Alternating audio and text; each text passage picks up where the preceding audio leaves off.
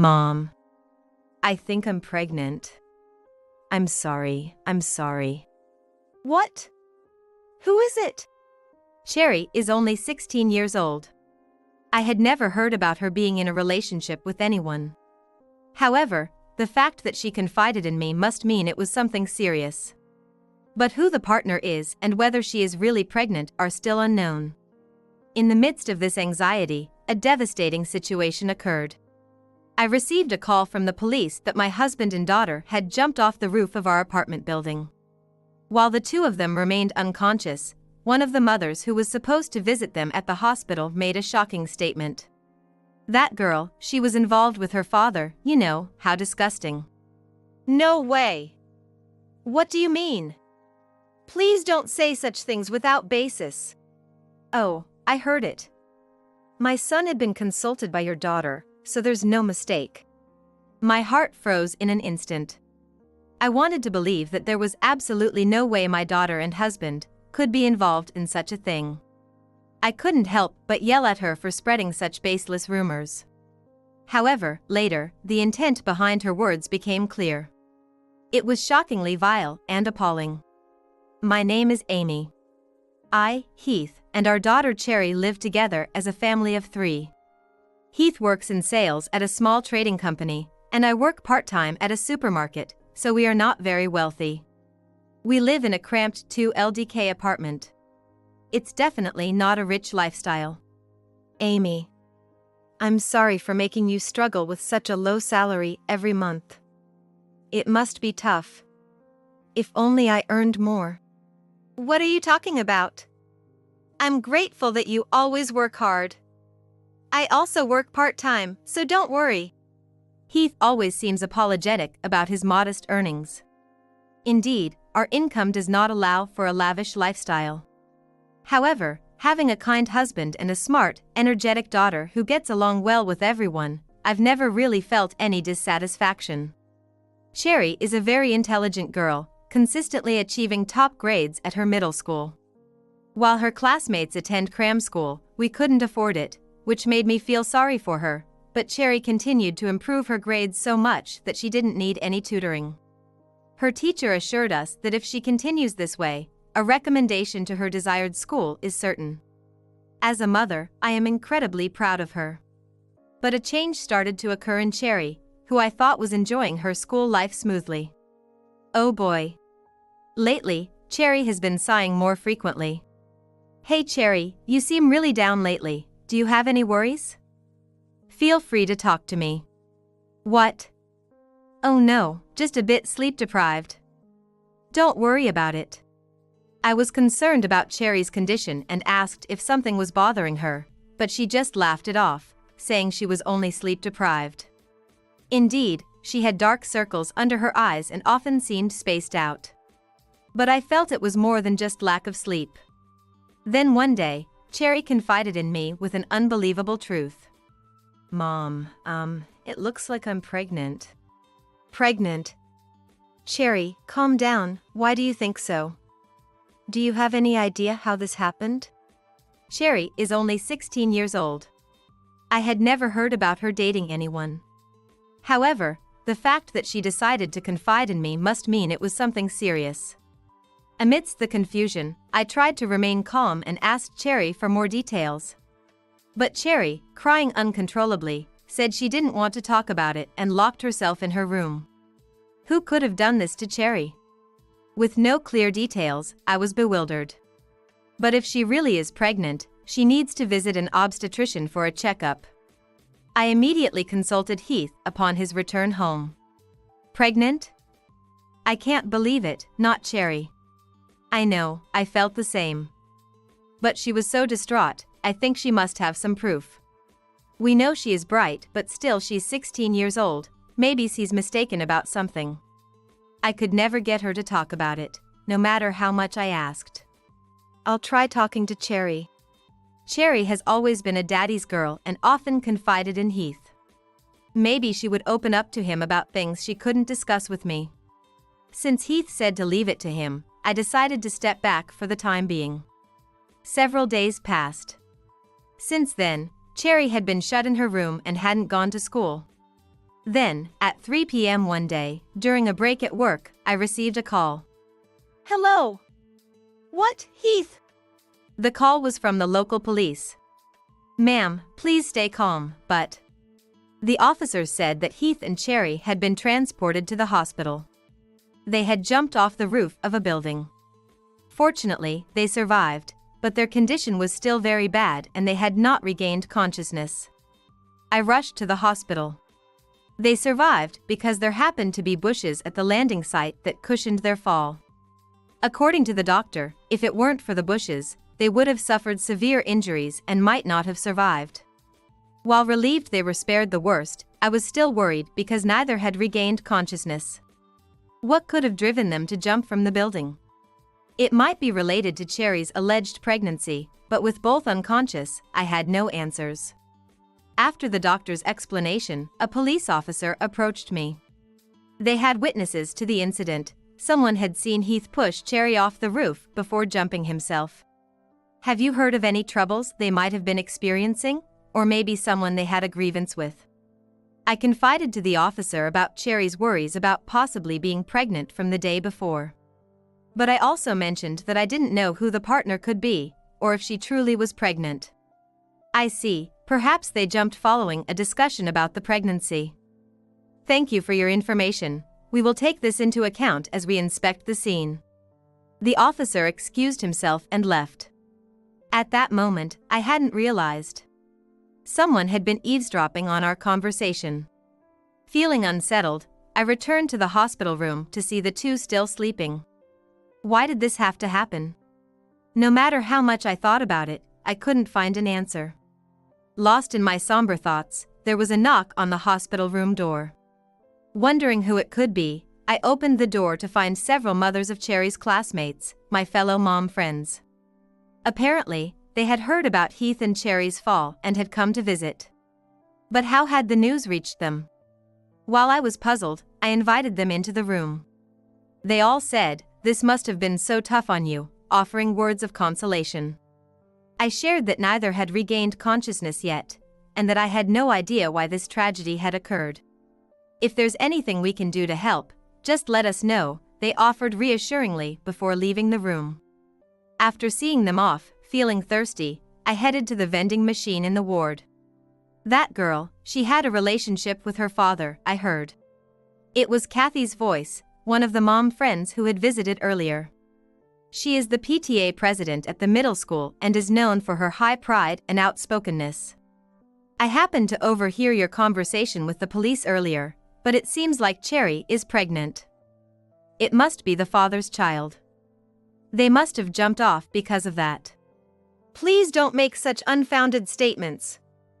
That can't be true. It's slander. I yelled at Kathy as she casually speculated. Oh, you heard that, huh?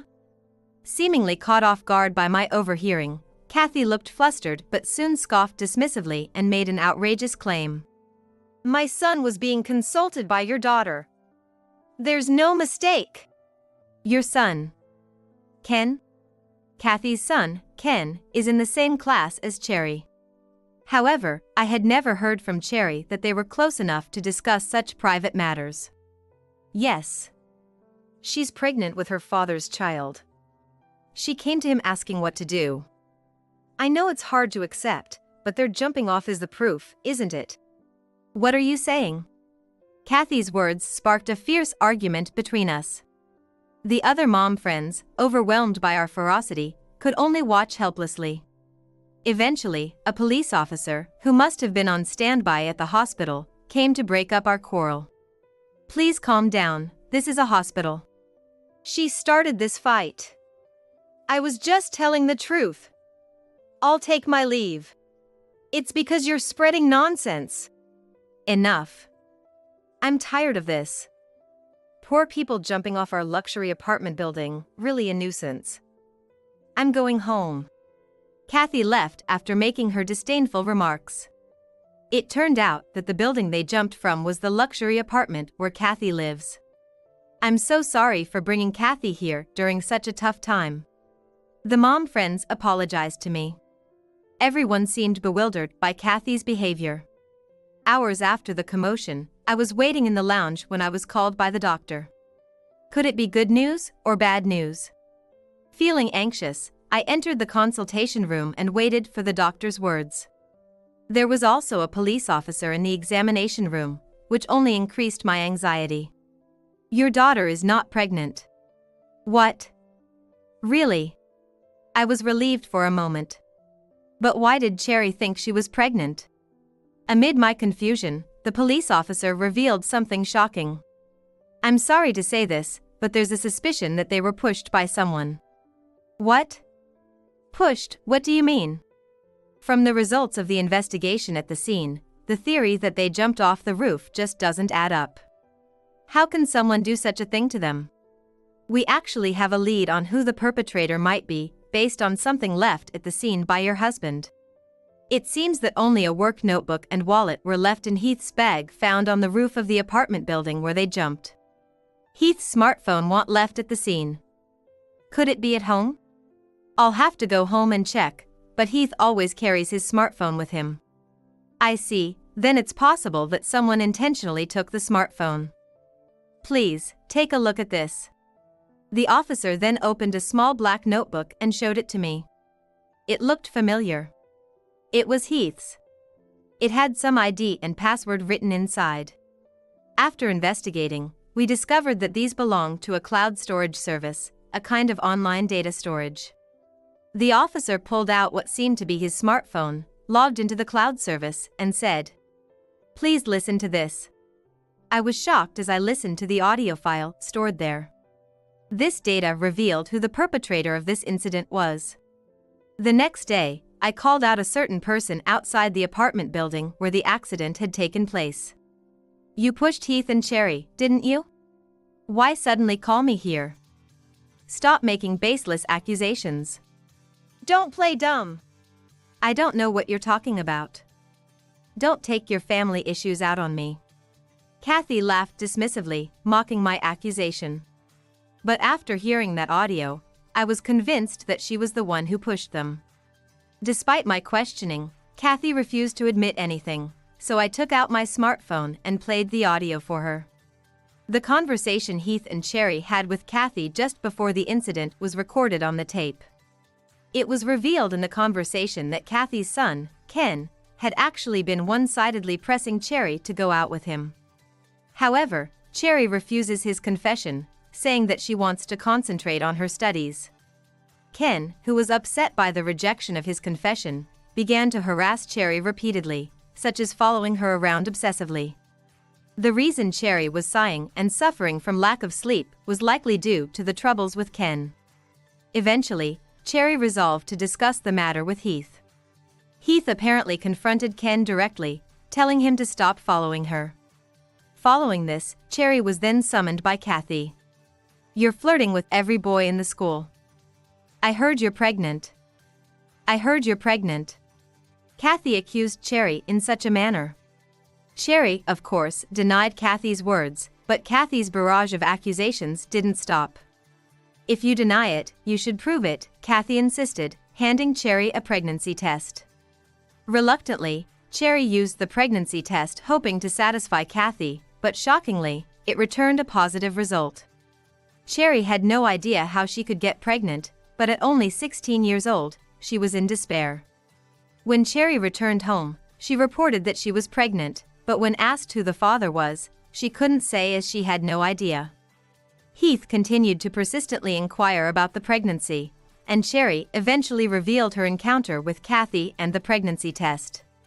Heath investigated further and suspected that the pregnancy test might have been a fake, designed to always show a positive result. On the day of the incident, Heath took Cherry to confront Kathy in between work. Kathy admitted that it was supposed to be a prank, but when she realized Heath had recorded their conversation on his smartphone, she began to panic. I will sue you for defamation. I don't know what you're up to, but you'll pay for hurting my daughter. Quiet. Give me that smartphone. Kathy, in a frenzy, tried to snatch the smartphone from Heath. During the struggle, Kathy pushed Heath. The audio recording abruptly ended with Heath's scream. Do you still deny that you are the perpetrator? That's all made up. You know how advanced editing technology is these days. Kathy stubbornly claimed the voice in the recording wasn't hers, but her demeanor was clearly flustered. There's more evidence. At that point, the police officer handling the case appeared. I had asked him to be on standby nearby. The police had doubts about the witness statement, claiming they fell from the roof of the apartment building. The witness was actually Kathy herself. This is a high-rise building. Normally, even if bushes cushioned the fall, it's unlikely anyone would survive. The police, suspicious of Kathy's testimony, checked the building's security cameras and found no evidence of Heath and Cherry going up to the roof. However, fingerprints from Heath, Cherry, and you were found on the handrail of the cafe terrace on the 3rd floor. Of course fingerprints appear because we live here. It's strange because that day was actually the building's cleaning day. The cleaning staff thoroughly cleaned everything in the morning, including the handrails. So why were your fingerprints there? The detection of their fingerprints on the handrail after cleaning provided incontrovertible evidence that the three were on that terrace in the afternoon. It's your daughter's fault. Perhaps realizing that she could no longer escape the truth, Kathy finally admitted to her actions. Kathy's actions were purely impulsive. She admitted that after witnessing Heath being pushed, Cherry was shocked and leaned over the terrace railing, prompting Kathy to push her as well, aiming to silence her. After pushing them, Kathy regained her composure and went downstairs to retrieve Heath's smartphone. Although the smartphone was already damaged, Kathy took it to prevent any data recovery. However, she was unaware that the data was being synchronized and saved to the cloud in real time. Kathy was also responsible for moving Heath's bag from the cafe terrace on the 3rd floor to the roof. She thought moving the bag to the roof would make it appear more likely that they had jumped themselves, a part of her cover-up. Kathy had been displeased that Cherry, who did not attend tutoring, was outperforming her son, Ken, academically, and she resented Cherry for rejecting Ken. As harassment, she purchased a pregnancy test online that would always show a positive result, and succeeded in unsettling Cherry. Her scheme worked, and Cherry stopped attending school. Kathy thought if Cherry stopped coming to school, her son could become the top student. This despicable motive drove her to deceive Cherry. However, when Heath realized the pregnancy test was fake and confronted her, Kathy panicked and pushed both of them. Instead of showing remorse for her actions, she spread rumors that Cherry had jumped due to the distress of the pregnancy. She thought the rumor might turn into truth, but the police were not fooled. The investigation and the audio data Heath left exposed all of Kathy's clumsy cover-ups. It was impossible to forgive her heinous actions. Your actions are criminal. Cherry and my husband have not regained consciousness, we don't even know if they will. Do you understand the gravity of your crimes? She said nothing and hung her head. Regardless of her desires, the court would undoubtedly judge her crimes. And then, Kathy was taken away by the police. The case is over, but the two of them. The thought of Heath and Cherry still sleeping in the hospital pained me. If only they could regain consciousness. All I could do was pray. A few days after Kathy was taken away, I received a call from the hospital at home. It seemed that both had regained consciousness. I rushed to the hospital and found them sitting up in bed. Heath. Cherry. I'm so glad. I wept tears of relief seeing them. According to the doctor, fortunately, they showed no signs of lasting effects, and they could return to their normal lives with some rehabilitation. Though their hospital stay would continue for a while, discharge was not far off. Subsequently, Kathy was arrested for attempted murder. Incredibly, during police interrogation, she continued to wail, showing no signs of remorse. Regardless of her lack of remorse, the court sentenced her to prison. Upon hearing her sentence, she broke down, sobbing uncontrollably. Following Kathy's arrest, the school and the Board of Education were in upheaval. Kathy's husband, who had been the PTA president, was forced to resign, and her son Ken had to transfer schools. It seemed the couple had divorced, and after her release from prison, no one would be there to welcome her. We were ordered never to contact our family again, so after her release, she would be moving to a distant prefecture. Though I may never see Kathy again, I hope she reflects on her rash actions. Following the incident, our family bond became even stronger than before. Mom, I'm sorry about that time. I couldn't bring myself to tell you right away. Cherry apologized for not having disclosed sooner about how she was given the pregnancy test. Considering that Kathy and I were mom friends, she felt it was harder to tell Heath than me. It's all right. What matters more is that both of you have recovered and are showing me your healthy faces. Just seeing that makes me happy. Both of them had fully recovered and were back to their energetic selves. Cherry was even more dedicated to her studies, trying to make up for the time she had missed. It seems she wants to become a lawyer in the future. I want to be a lawyer who can fight against people who trap others like Ken's mom. I can't believe I was deceived by such tactics. I won't let something like that happen ever again. Upset that she had been deceived by such despicable methods, Cherry was passionate about her dreams. Despite everything that had happened, she didn't falter. Instead, she set her goals even higher, which made me very proud. We may not have the wealth to live in a tower mansion like Kathy's family. But we have something more important than that. Our family's bond and the trust we share with each other. Ironically, the incident helped us reaffirm these things, which are more important than money. My name is Susan Thompson. I'm a lawyer, employed, but I've followed a proper path and landed a legitimate job. I've been married for about 13 years. My husband was previously engaged and has a daughter, Molly, from that relationship.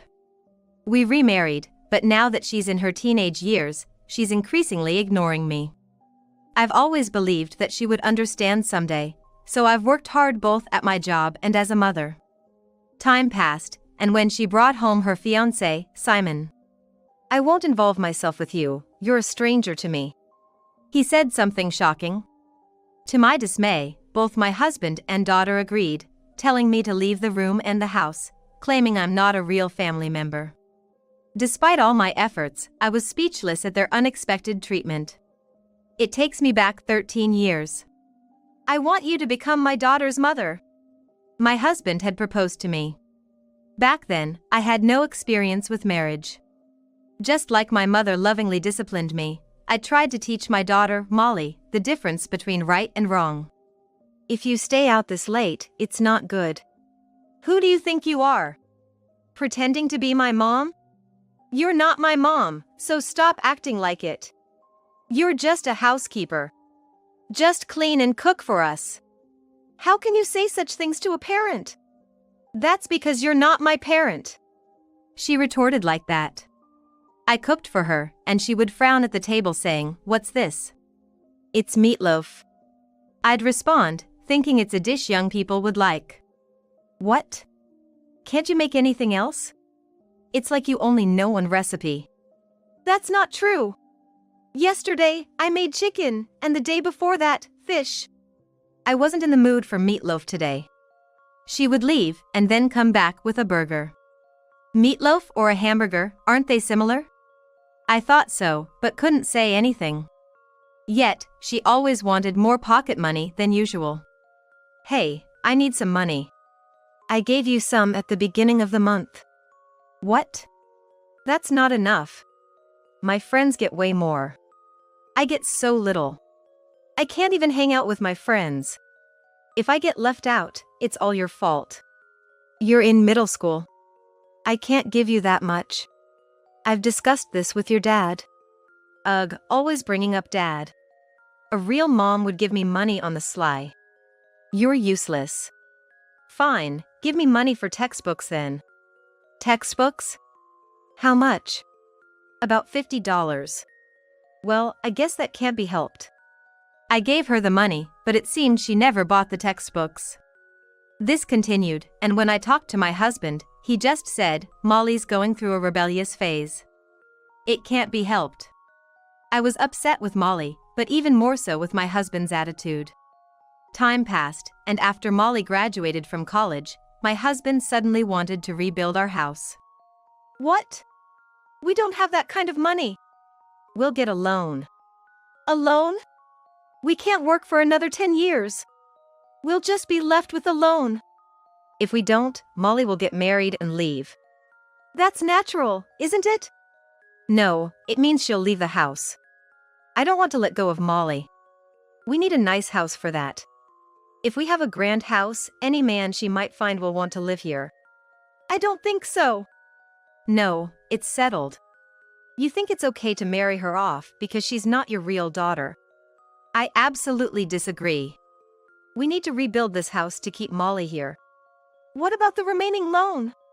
If Molly gets married, the young couple can take it over. If they live here, they'll pay for it. Isn't that unfair? As long as we're working, we'll pay it. No problem there. But we can't keep our current salary forever. Enough. I've decided. Don't argue. This is not a discussion. It's decided. So, we ended up rebuilding the house, and Molly was thrilled when she heard about it. Really, Dad? Yes, really. I can't let a cute daughter like you live in such a shabby house. That's why we're building a new one. But there's a loan. We can't work forever. You'll end up with the loan. What? Dad, she's being annoying. She's trying to ruin my dream. See, Molly's fine with it. You don't need to say anything. You're making a fuss when my daughter is happy. This marriage was a mistake. How can you say that? In the end, they didn't care about my opposition, built the house, and soon after, Molly brought her fiancé home. And now, I'm being ousted as an unwanted person. Hey, how long were you planning to sit there? You're not her mom, so just leave already. Exactly. How slow can you be? Just go. Hearing them again, I snapped back to reality. Yes, right. I muttered, getting up to gather my things in the bedroom. Alone in the bedroom, packing my bags, tears started flowing. From the living room, I could hear the three of them chatting happily. Oh, so Simon is a lawyer, and he owns such a big office. That's impressive. Molly, you've caught yourself as an amazing man. Dad, please. Caught is such a harsh word. My apologies. It seemed my husband was reassured just knowing that Molly's fiancé was a lawyer. Indeed, a young lawyer like him would likely keep working and be able to pay off the house loan. And as a business owner, he must be earning far more than me, a mere employed lawyer. I see, so that's how it is, I thought to myself.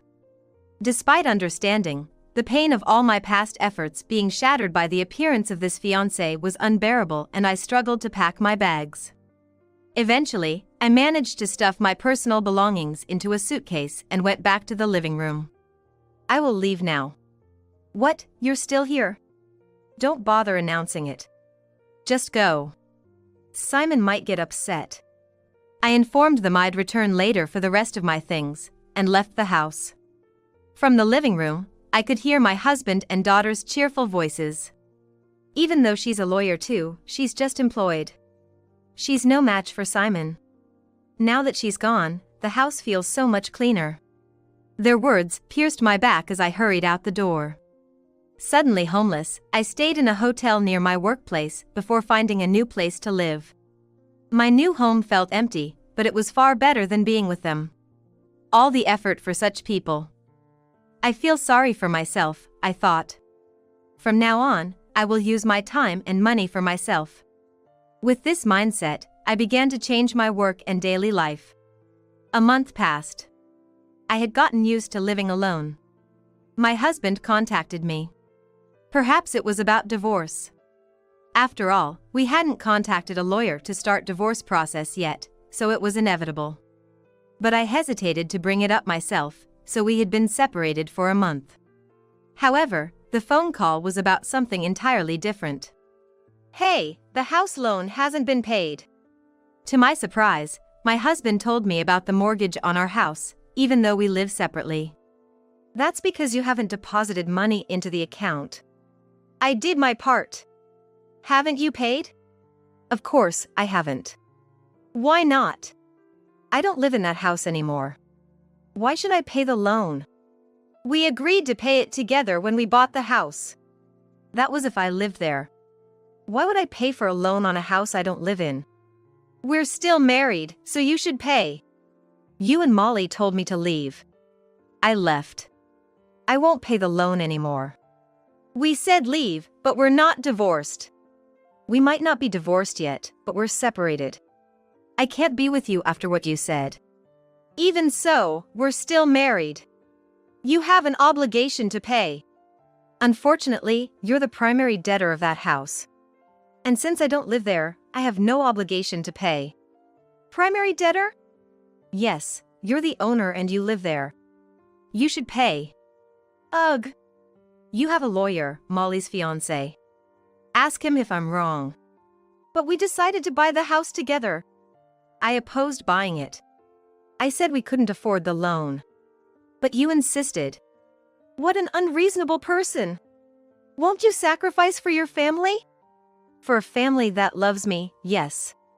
But you don't consider me family. Otherwise, you wouldn't have said those things. Besides, the young couple will eventually pay, right? Let them start now. He's a capable lawyer who runs his own firm. He must have the money. If he can pay, that is it. Of course, he can pay. He's a far more successful lawyer than you ever were. He earns way more than you could ever imagine. Well, that's good for you then. I just hope it doesn't hurt too much. What do you mean by that? You'll understand in time. Annoyed, he ended the call with, "What an insufferable woman." He had apparently assumed that Molly and her fiancé would marry soon and take over the loan. But even after 6 months, there was no news of their wedding. They were living together at his house, seemingly without contributing to household expenses or bills, essentially freeloading. Occasionally, he would call me, confused about their activities, as they would leave and return without explaining what they were doing. But such a situation couldn't last forever. 6 months later, he called me again, this time sounding desperate. Those two still aren't getting married. I see. They live together. I heard that the other day. Oh, that's right. They live together, but they don't contribute to the expenses at all. That's what you were complaining about the other day. If you want your living expenses to be included, you can just say so. Yeah, I guess so. You should just ask them to chip in. Yeah, well, I've been using my savings to cover everything. If it weren't for the loan, it would have been manageable, but paying the full loan amount is tough. Understandable. Still, I was able to get by as long as I got paid. I was barely able to get by, but... So what's the problem? Well, the company I worked for, went bankrupt. Oh, you knew. When it's in the news so much, it's hard not to know about it. His company had been involved in a fraud scandal, causing massive losses to their clients. The employees, unaware of the situation, were left unpaid and in chaos. So now, I can't even afford the living expenses. Maybe you should talk to Molly about it. I did. I told her everything, the company's bankruptcy, my dwindling savings, all of it. So what's the issue? When I asked them to contribute to the living expenses, they said they couldn't. I can't force them if they say they can't. Really? Molly might not be able to, but what about her boyfriend? He's a successful lawyer, isn't he? Apparently, Molly's been giving him some money because his business is struggling too. So neither of them can help with the expenses. Did you talk to her boyfriend directly? Yes, I did. Told him it's unreasonable not to pay anything for living together. Then Simon started yelling. He said since Molly wanted to live together, I should ask her for money, not him. And when he found out his business wasn't doing well, he got even more upset, saying it's unfair to ask him to pay under these circumstances. He even threatened to leave if I insisted on payment, and Molly, crying, tried to stop him. They ended up deciding to move out together. So now, I'm trying to manage on my own. Can you manage? No, I'm struggling to find work at my age. I see. I'm in trouble. So? But I still believe this is just temporary. In what way? Simon is a lawyer. If he gets clients, everything will be fine. The problem is just the lack of clients. I'm sure it'll pick up soon. You still believe that? Of course. That's why I'm calling you, despite the embarrassment. Can you lend me some money? I'm sure I'll be able to pay you back once things improve. I can't make such an impossible promise. But if Simon's law firm succeeds? That's not going to happen. Why would you say that? Because he's not a lawyer. What? How can you say that? What makes you believe he is a lawyer? Well, he said he's a lawyer, so he must be one, right? That's naive. Look. Search his name on this website. If it's listed, he's genuine, but I assure you, his name won't be there. No way. It's true. But he showed me the certificate. He showed you just a picture, right? It could be replicated. Whether he has one or not means nothing. So, I've been deceived? Yes, he's a fake, as far as my investigation goes. That's absurd. Then who is he? By the way, do you have the house's deed? Of course I do. Why wouldn't I? You might want to check. Things you think are secure can sometimes disappear, I suggested. Panicking, he seemed to rummage through his drawers. It's not here. Did you take it? I wouldn't do such a thing. Then who would? Simon? Exactly. Why would he do this? He might be a con artist. A con artist? I thought it was strange for a fellow lawyer to insist on my leaving first. That's not normal. But you're a stranger. A real lawyer wouldn't say that. He started acting up as soon as he heard I was a lawyer. Everything made sense after that. What do you mean? If he's pretending to be a lawyer, a real one like me would be a nuisance. Because you'd figure it out? Exactly. He probably can't even provide a registration number. A lawyer would be able to say it off the top of their head. Only a first-year novice wouldn't know their number. I'll ask him when he gets back. You think he's coming back? How naive. He always comes back. By now, he's probably on the run. Why do you think that? Search the house. Look inside electrical outlets, vases, behind paintings. If he's a con artist, you might find hidden bugs. That's ridiculous. Just wait, he said before apparently searching the house. He found something unexpected in an electrical outlet. That's probably a bug. If he's been listening in, he knows you're onto him and won't be coming back. What about the house? It's probably already sold. You should check. But I own it. He can't just sell it. He's a con artist. He knows how to sell it. That's insane. I've been paying the loan. If it's sold, the money goes to him, and you're left with the loan. Did you know about this? Are you in on it? Of course not. This is just my speculation. But finding a bug makes it likely. Why didn't you tell me earlier? What good would it have done? You trusted him. You would have just insulted me. Besides, I'm just a stranger, right? Why would I go out of my way to help someone who told me to leave? That's ridiculous. Sure, I might not have listened to you before, but you could have said something. No one's going to tell you anything when they know they'll just be yelled at and belittled. Besides, why should I make an effort for someone who told me to leave? Is there really nothing that can be done? Can't we somehow get the house back? The only option is to go to the police. But without knowing who Simon sold it to, there's no way to stop it. Even then, if it's been cleverly sold, the police might not even take your word for it. No way!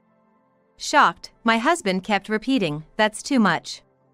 About a month later, they received an eviction notice because their house had been sold. Help me! Oh, what happened? I've been told to vacate. So it was sold. You're a lawyer, can't you do something? I'm just an employee. If you're insistent, you could ask my firm, but we're quite expensive. We mainly take on corporate cases. Don't say that! Without knowing who the other party is, there's not much I can do. If Simon were here and you could make him compensate, then maybe. But a lawyer can't do much without knowing the perpetrator. Don't say that! It's our house! Actually, it's not. You bought that house without me. It's not mine. Besides, I don't live there. Why are you so cold? We're family. You and Molly made me cold by kicking me out. I've accepted that we're strangers now. That's just what you think. I never meant it to go that far. I just thought that since Simon said he was a lawyer. You thought with Simon around, even if I wasn't there, the house loan would get paid. And since Molly didn't like me, her mood would improve if I left, right? That's... Did you really think I wouldn't understand that? It's not like that. I was just thinking of Molly at that time. You're important to me, really. Lies. I know you think Molly is the most important. No matter what you say now, my feelings won't change. Please, help me. You're the only one I can turn to. Unfortunately, I have no intention of helping. Besides, can you even afford the lawyer fees? It's not like they're cheap. But family rates. Or you could handle it personally, then it wouldn't be an issue. No. Why should I do anything for you? Consult another lawyer. What are we supposed to do then? Oh right, we. That reminds me, let's finalize our divorce. Divorce?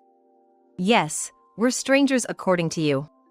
Plus, I'm just a fake mother. There's no need for us to stay married. That's crazy! I'm suffering here. That's your own doing. You underestimated women, and now you're paying the price. I'll send you the divorce papers. If you don't agree with them, I'll take legal action. And if you refuse to divorce, I'll claim alimony. Consider that. Why alimony? Because you ridiculed and expelled me while we were married. It's compensation for the mental anguish. And I'll also claim my share of the assets we accumulated together. Even if the house was scammed away, that's on you, so I'll claim half of its value. Think it over. That's ridiculous. Utterly defeated, he fell into despair. Serves you right. Eventually, it was confirmed by the police that Simon was a fraudster, but the house was never recovered. My ex-husband and Molly had to leave, with only the loan remaining. My ex-husband asked Molly to pay half of it. However, Molly, who is selfish by nature, yelled at her ex-husband, saying, "Why do I have to pay the loan when I don't even have a house?" You were also happy to have a new house, weren't you? I was happy, but I didn't think it would turn out like this. It was your decision, so you should pay for it. She moved out on her own, cutting ties with him. Despite his efforts, my ex-husband couldn't find a job and resorted to multiple jobs, but it was still not enough. Since I'm living alone anyway, maybe I should move somewhere cheaper. Resigned to his fate, he moved into a rundown one-room apartment. To make ends meet, he started working multiple part-time jobs, which took a toll on his health. Additionally, because he didn't sign the divorce papers I sent, he had to pay alimony and property settlement, forcing him to borrow from consumer finance companies. As a result, his debt ballooned to an unmanageable level. It's over. There's nothing I can do. Ultimately, he chose to file for bankruptcy and is now living a bare minimum life. As for me, leaving that house was the catalyst for starting my own law firm. Now, I spend my days running around helping those in need, living a fulfilling life.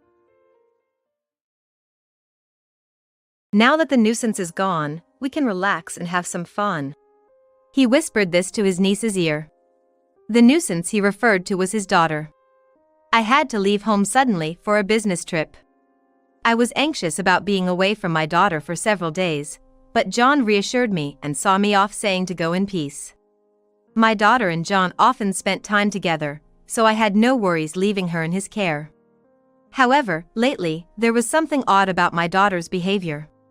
In hindsight, I should have delved deeper into these feelings at the time. Mommy! Don't go to work! My daughter clung to my leg, unwilling to let go, and I failed to notice her desperate SOS. I'm a failure as a mother. Little did I know that John would lock my daughter in the storage room and go on a trip with his niece. I will never be able to forgive John for doing something irreversible to my daughter and niece. My name is Sherry. I married John the same year as I got pregnant, the baby who's now my 5-year-old daughter, Samantha. Our meeting was through a common friend introduction, quite ordinary. At that time, John, fond of kids, worked at a toy manufacturer, and I had just been selected for a project at work. Both busy with our jobs, marriage was the last thing on our minds. But then, I found out I was pregnant with Samantha. Having the baby meant taking maternity leave, and risking being sidelined from the project. I had seen others at my company go through this and felt disheartened about my future. Having seen several colleagues go through the same situation, I felt ashamed for even doubting my future. But John comforted me, saying, "I'll quit my job and be a full-time stay-at-home dad." He had taken his current job because he wanted our future kids to play with the toys he'd helped create. John had already been involved in the development of several products, some of which were already on the market. I want you to fulfill my dream. Let's get married, Sherry. His words made me decide to have our daughter. I explained the situation to my company and returned to work 3 months after giving birth. Despite a slight gap, I managed to stay on the project, gaining valuable experience. Returning to work so soon after childbirth was tough, but thinking of John and Samantha waiting at home, I worked harder than ever. Now, I'm leading a newly launched project. To spend time with Samantha, I try to leave work on time by working remotely at night during weekdays, although weekends work and business trips are sometimes unavoidable. Even in such times, my daughter didn't show a sad face and encouraged me with strong words, "Do well at work, Mom." Being a full-time stay-at-home dad was still a concept not fully understood by society, but as a family, we managed our roles well and lived happily. One day, my sister-in-law came to talk about her divorce. Her husband, 10 years her senior, had frequent clashes due to different ways of thinking. Lately, these disagreements escalated, and the final straw was when he raised his hand against her. "That must have been tough for you, sis-in-law." Not at all. I actually feel relieved. I don't have to see my daughter, Lily, cry anymore. She has an 11-year-old daughter, Lily. When her ex-husband raised his hand against her, Lily witnessed it and started crying, which made him stop. My sister-in-law feared the violence might eventually turn towards Lily and decided to divorce. Hearing this, John jokingly said, "If you ever need anything, just say the word. I'm always home," making everyone laugh. But I nodded in agreement with John's words. She had helped convince our in-laws when John decided to quit his job and become a full-time stay-at-home dad. It's not about being a man or a woman nowadays. Whoever can do it, should do it. Without her words, we might not have had a good relationship with our in-laws. Our happiness is, in part, thanks to her. We're in this together. Feel free to rely on us anytime. Really? Thank you. Actually, I've been thinking about moving to your neighborhood. Wouldn't it be a bother? Bother? Not at all. She had to leave the rental apartment she shared with her ex-husband. She considered going back to her in-laws' house, an hour's drive away, but it would make her commute difficult, and Lily would have to change schools. Our house was within Lily's school district, so they fortunately found a vacant apartment nearby and decided to move in. John suggested, and we agreed to look after Lily after school until her mother finished work. My sister-in-law had been working part-time, but following her divorce, she started working as a full-time employee. With her working hours increasing, my sister-in-law was worried about her daughter, Lily, being home alone after school. Lily was already in 5th grade, and my sister-in-law was concerned she might be overprotective, but my husband, John, convinced her it's better to be cautious before something happens. At least while she's in elementary school, we should keep a close eye on her. John had always adored his niece, and she affectionately referred to him as Big Brother. I also convinced my sister-in-law that it would be good for her daughter to have my daughter as a playmate, so we agreed that her daughter would stay with us when my sister-in-law was at work. This marked the beginning of our new family life. Since we lived close by, my daughter and her cousins saw each other often. They quickly adapted to the new routine, and everything seemed to be off to a smooth start, but then my daughter suddenly began to resist being apart from me. She had been used to seeing me off to work since a very young age, so I thought she was comfortable with it. Was she feeling lonely? Or was there some other anxiety? I was puzzled by this new behavior of hers. Mommy's just going to work. I'll be back tonight. Despite my reassurances, my daughter clung to my leg, unwilling to let go. When I asked, "What's wrong?" she just shook her head. Lily will be here this evening, so you won't be lonely, right? As I said this, my daughter gripped my leg even tighter. Each time I was at a loss, John gently coaxed her off me. It's okay, let Mommy go to work. Now, let's wave goodbye to her. When John said this, my daughter would reluctantly wave goodbye to me. I wondered what was causing her to behave this way. Despite my concerns, my job kept me from spending as much time with her as I wanted.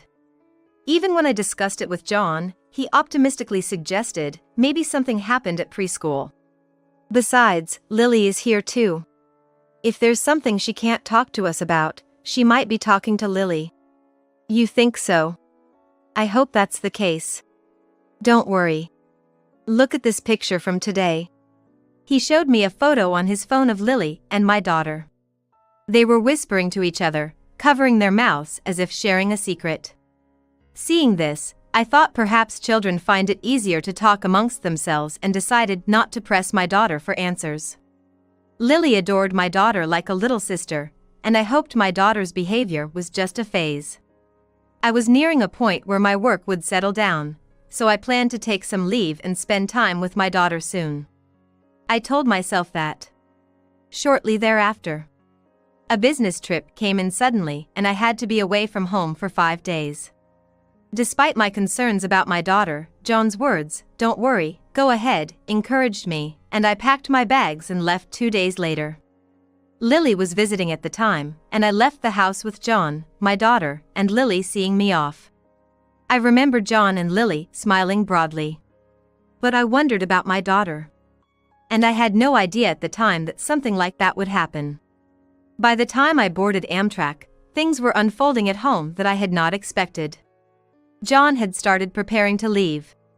Seeing this, Lily asked anxiously, "Isn't Samantha coming with us?" Samantha is going to join her mom on the business trip. As soon as her mom comes back from the office, they'll head out together. I see. Then, John persuaded Lily with this story and instructed my daughter to look for something. Samantha, there's something important of Mom's in the storage. Can you find it for her before she gets back? Samantha believed him and headed to the storage room, looking for a non-existent small round piece of jewelry. Once Samantha was inside, John closed the door from the outside. Unaware of this, my daughter did not notice the door being shut. John muttered to himself, "The nuisance is gone. Now we can relax." He then took Lily's hand, who still looked uneasy, and they left for their trip. And 4 days later, John returned from the trip in a great mood. Casually chatting to a downcast Lily, "The trip was so much fun, wasn't it?" Right before opening the front door, John's eyes caught the storage shed in the corner of the yard, and he turned pale. It was then he remembered he had left his daughter behind. She must have come out by now. I didn't lock it, after all. Lily, overhearing this, exclaimed in shock, "You left Samantha in there," and ran towards the shed.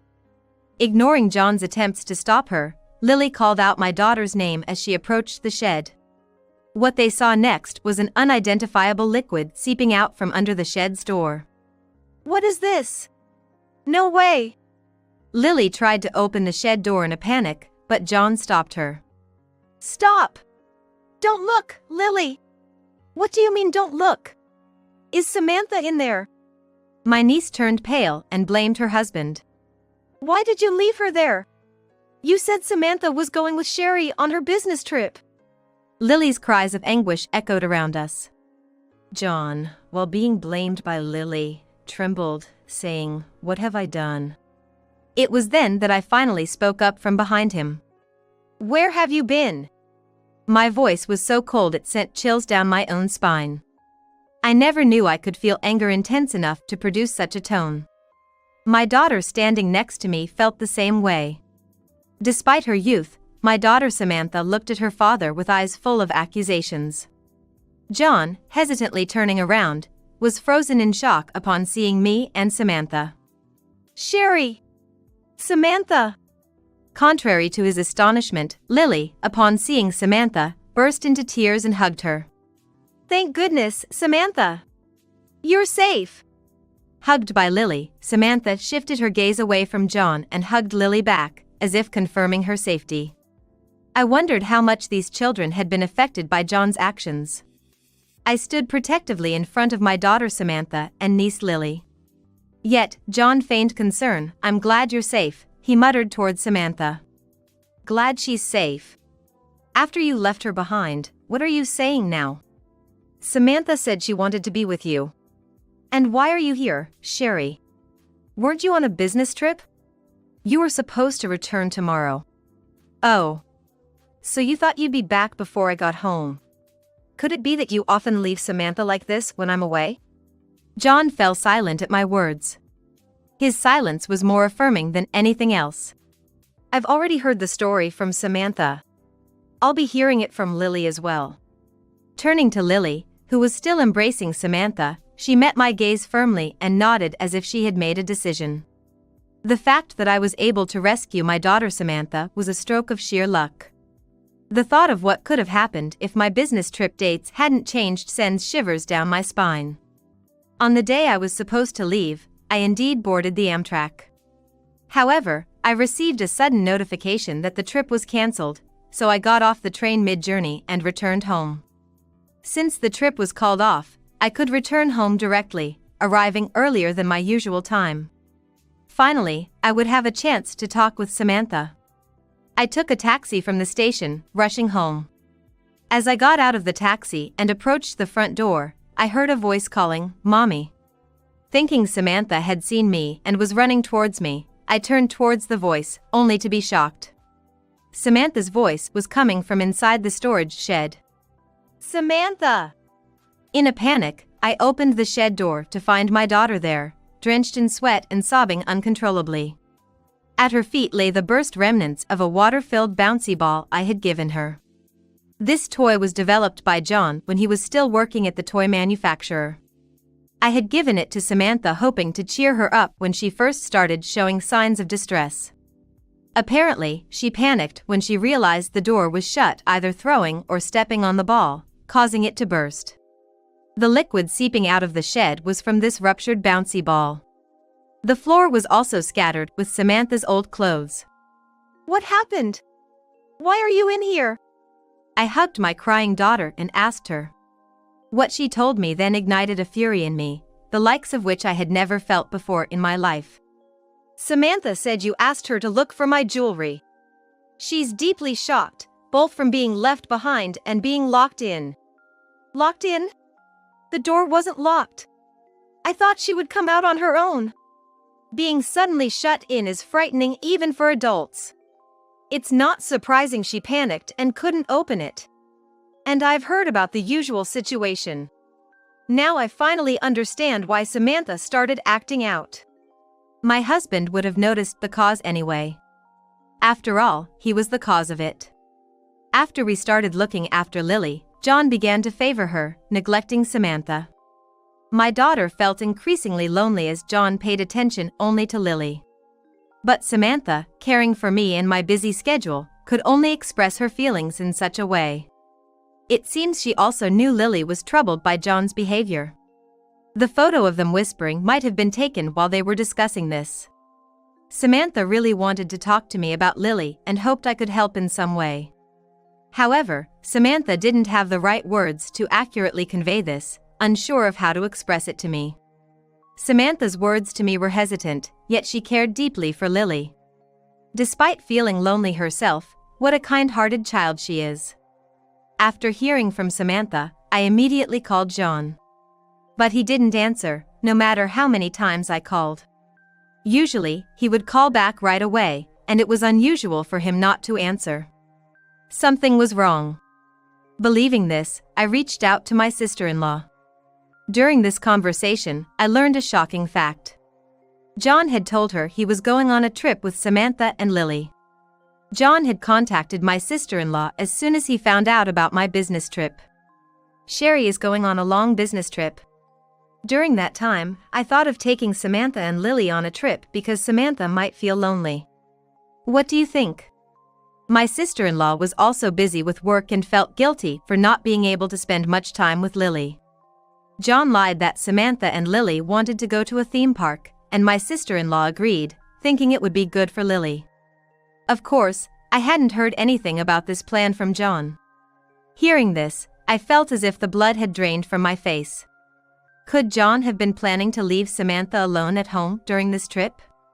I informed my sister-in-law that Samantha was actually at home. When I mentioned that I couldn't reach John, she said she would try calling him herself, and we ended the call. I thought something was off and checked around the house, and I was shocked. There were lots of prepared meals in the fridge, and the water heater for the bath was left on. Could it be that he prepared all this so Samantha could stay alone? That is. John had planned to leave our 5-year-old daughter alone for 4 days with just these arrangements. My sister-in-law managed to reach John, who was apparently at the theme park with Lily, and casually said, "I'll have to hang up, our turn for the attraction is coming." She also received pictures of Lily alone at the park, confirming Lily's safety. Angry yet relieved about Lily's safety, my sister-in-law and I decided to wait for John and Lily's return. John, perhaps as an alibi, had sent me a picture of Samantha and Lily, which must have been taken previously at our house. My sister-in-law received photos of Lily playing at the theme park. There was even a fake story of the two having fun together to pretend for it. And so, John, believing he had fooled us, returned home in high spirits, having completely forgotten about the daughter he left behind. Why did my husband want to go on a trip with only his niece so desperately? Why John wanted to go on a trip only with Lily was beyond understanding. His affection for his niece was one thing, but his actions were abnormal. I wasn't the only one who thought so. Really, what were you thinking? Leaving your own daughter behind to go on a trip with your niece, that's abnormal. Sis? Why are you here? I've heard everything from Sherry. My sister-in-law burst in, out of breath. Likely having run here straight from work. Seeing her, Lily left Samantha and ran to her aunt. Mom! Lily. I'm sorry. Then, for the first time, Lily told us everything about what my husband had done. As soon as we started looking after Lily, John began to pay attention only to her, according to what Samantha told me. It appeared so to Samantha, but in reality, it was more distressing for Lily. John had an unusual obsession with taking photos of Lily. At first, Lily agreed to John's requests for photos, believing they were to be sent to her mother, and she smiled for the camera. However, over time, John's behavior began to escalate. He started making specific demands for poses, and Lily began to feel uncomfortable. But when Lily once refused and said no, John threatened her, saying he would tell her mother, making it seem like he was blaming Lily for not complying. Lily is a naughty girl for not listening. Maybe I should tell your mom that we can't look after you anymore. She would surely be trouble then. Manipulating Lily's desire not to upset her mom, John continued to take her pictures. And eventually, he took her on a trip, just the two of them. I really didn't want to go on the trip. It was creepy when he held my hand. Hey, Lily. That's not true, right? You used to be happy with me, asking me to pick you up. Hearing this, my sister-in-law yelled, about how old was she you talking? And hugged Lily tightly again. Lily, like Samantha, had been enduring John's behavior, not wanting to worry her aunt. And John had misunderstood this as Lily being fond of him. My sister-in-law tearfully apologized to Lily for not sensing the danger and agreeing to the trip so casually. She regretted her complacency for always having John look after Lily. I'm sorry, Lily. If only I had been more careful. Lily shook her head in her mother's arms. Said in a trembling voice that she never wanted to see John again. John began to panic pathetically at this. Don't say that, Lily. I just wanted to show you affection. Stay away from Lily from now on. But then my sister-in-law demanded he delete the photos and snatched his phone from him in his panicked state. However, upon seeing the photo folder, she was lost for words. There was an abnormal amount of photos of Lily saved. Lily's expressions in the photos seemed like forced smiles, but it was clear she was frightened. In retrospect, all the photos John sent never had Lily looking directly at the camera. John must have noticed the change in Lily's expressions too. That's why John only sent photos where Lily's expressions weren't clear. Yet, he let his desires run wild and took Lily away. Disgusting. I felt nauseated by John's abnormal behavior. My sister-in-law, holding the phone tightly, seemed frozen in place. We both shielded our daughters behind us, confronting John. There was no way I could forgive him for leaving Samantha behind, and I didn't want him near our daughters ever again. All feelings of affection had vanished in an instant. It's not like that, listen to me. I love Lily, and of course, I love Samantha too. John continued to make excuses, only further frightening Samantha and Lily. I presented him with the divorce papers I had prepared during his trip, gathered our belongings, took Samantha, and left the house. I couldn't bear to share the same air with him for another moment. My sister-in-law and Lily followed us out. All that followed was my husband's sad screams. Afterward, I took my sister-in-law and Lily to their parents' house and informed them about John's behavior. When I mentioned leaving him with the divorce papers, my in-laws promised to handle everything from there. They assured us they would prevent John from approaching us again. Lily finally seemed to find some peace upon hearing their words. My sister-in-law and Lily decided to stay with my in-laws for the time being, planning to sort out work and school later, though it likely meant Lily would have to change schools. We couldn't discount the possibility of John lurking around her school route. Samantha and I decided to return to my parents' home too. During John's trip, I had been managing work, household chores, and childcare alone. Thankfully, Samantha was a resilient child, and I felt confident that we could manage well on our own. Living without John, just the two of us, seemed entirely feasible. Those hellish 4 days indeed contributed to my newfound confidence. For a while, we'll live at my parents' house, grateful for their kindness, but I plan to move closer to my workplace before Samantha starts elementary school. We started our new lives, but John was still stuck in the past. Thanks to my in-laws, I was able to finalize the divorce from John without ever having to see him, but he continued to call afterward and even showed up at my parents' house. Despite being cut off by my in-laws from any contact with me, my daughter, and the residents of his parents' home, John pathetically tried to seek reconciliation. I can't imagine a life without Sherry and Samantha. His words only instilled fear in me. I asked my parents to contact the police, who came and took away John, who was screaming at our doorstep. He was served a restraining order by the police and finally seemed to understand he was alone. All this destruction was his doing, and it was too late for regrets. I wondered how John, having been a stay-at-home dad, planned to live since then. But that was no longer my concern. Samantha had been down for a while after the incident, but she's finally starting to smile again. Though divorced from John, we still keep in touch with my sister-in-law and Lily, and their smiles are returning too. To overwrite the traumatic memories of the theme park with Lily, we're planning a trip there, just the 4 of us. I'm looking forward to creating many happy memories for Samantha and Lily.